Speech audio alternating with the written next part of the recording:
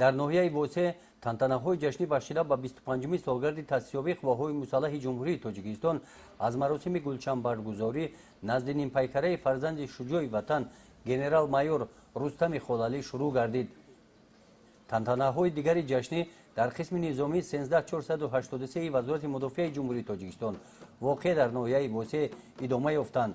ин модарон бо дастархони идона ва садои дафу доира бо рақсу суруд дохили қисми низомӣ гардиданд. дар ҷамъовади тантанавӣ бахшида ба 25 солгарди таъсисёбии қувваҳои мусаллаҳи ҷумҳурии тоҷикистон раиси ноҳияи восе ғафурзода Мусо Зариф афсарону сарбозони қисми низомӣ ва дар шахсияти онҳо ҳамаи сокинони ноҳияро табрик намуданд.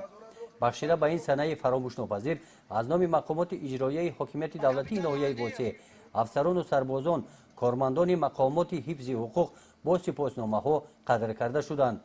дар ин чорабинӣ сарбозон машқҳои низомиро иҷро намуда ҳушёриву зиракӣ ва омодагии худро ба пешгирии ҳар гуна хатарҳо нишон доданд. чорабинии идона бо гузашти низомӣ ва консерти идона ҷамъбаст гардид. гузориши хоҷа Назрив Худойназар Зуҳуров аз ноҳияи восе барои барномаи иттилооти Навид.